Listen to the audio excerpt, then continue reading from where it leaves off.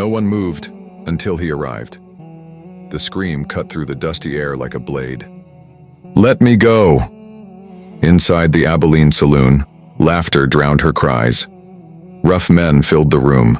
Outlaws, drifters, killers. The kind of men no law dared to touch. In the center of it all, she struggled. A young woman, wrists tied tight to a wooden pillar.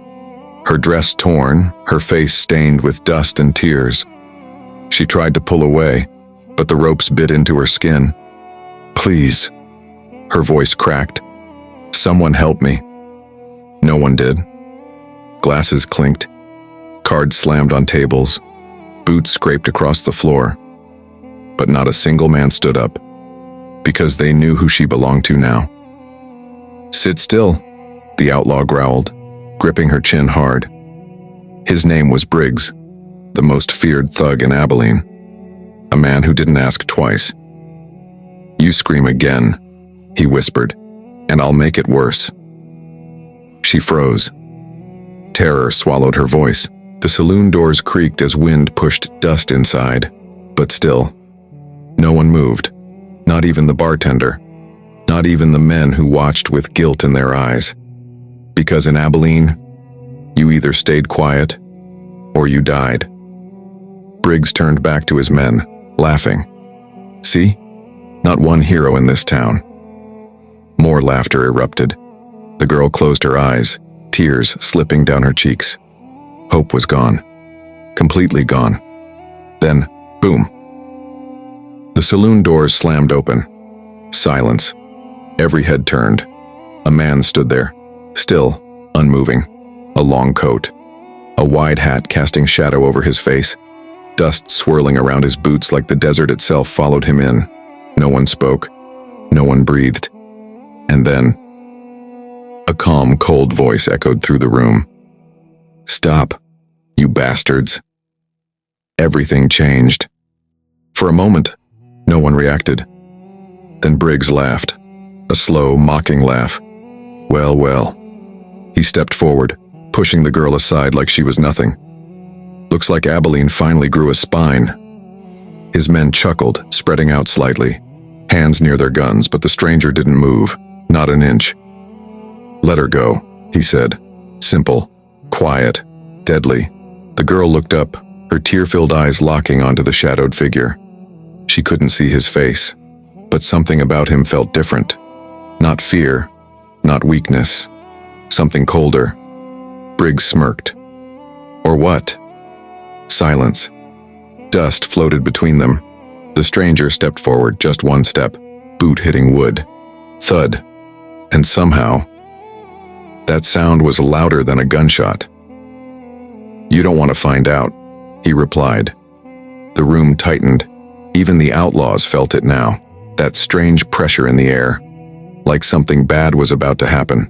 Very bad. Briggs's smile faded slightly. "You think you can walk in here and take what's mine? She's not yours." Another step forward.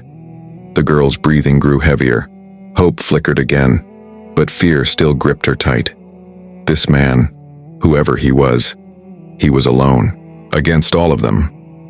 "Last chance," Briggs said, his hand resting on his revolver. "Turn around, walk out, and maybe you live." The stranger stopped, tilted his head slightly, almost like he was thinking. Then, "No." The word landed like a death sentence. Briggs's eyes hardened. "Kill him." Chairs scraped, guns lifted, men moved. The girl gasped, and then everything exploded. The first shot rang out, but it wasn't theirs, it was his. Bang. One outlaw dropped instantly. Before anyone could react, another shot. Bang. Second man hit the floor. Chaos erupted. Gunfire filled the saloon. Wood splintered. Glass shattered. People screamed. But the stranger, he moved like death itself. Precise, fast, unstoppable. Every bullet he fired found its mark. The girl watched in shock, her fear replaced by disbelief. Who was he? Briggs ducked behind a table, firing wildly. "Take him down!" More men rushed forward. Big mistake. The stranger spun, firing again. Bang, bang, 2 more fell. Smoke filled the air. The sound of boots, gunfire, and breaking wood merged into one violent storm. Then, a shot came from above. The balcony, a hidden gunman. The stranger shifted instantly, barely dodging the bullet. It grazed his shoulder, first hit, but he didn't slow down. He looked up, fired once. Bang! The shooter dropped over the railing. Silence followed for a split second. Bodies on the floor, smoke in the air. The stranger stood in the center, still alive, still standing, and now, everyone was afraid. Briggs was breathing hard now. This wasn't supposed to happen, not in his town, not to him. You, he growled, stepping out slowly. You have no idea who you're dealing with. The stranger didn't answer. He just stood there, gun lowered slightly, waiting. Briggs raised his revolver. I've killed men twice your size. Maybe, the stranger said quietly. A pause. Then, but not like me. Briggs fired. Bang. The stranger moved, fired back. Bang. Briggs froze. His gun slipped from his hand. A dark stain spread across his chest. He stumbled back, then collapsed. Silence. Complete silence. The remaining men slowly backed away. No orders now. No leader. Only fear. The stranger turned slightly, and they ran. Every single one of them. Gone. Just like that. The saloon was quiet now. Only the sound of the girl's breathing remained. The stranger walked toward her, slowly, carefully. He cut the ropes. She winced, then pulled her hands free. You're safe, he said. She looked up at him. Who are you?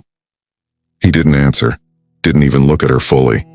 Instead, he turned away, walking toward the door. Wait, she said softly. Why did you help me? He paused, for just a second, then said, One man can change everything, and stepped out into the dust, gone, like he was never there. The girl stood alone, but not the same, because now she knew hope still existed, even in places like Abilene. And somewhere out there, that nameless gunslinger was still walking, waiting for the next mistake someone would make.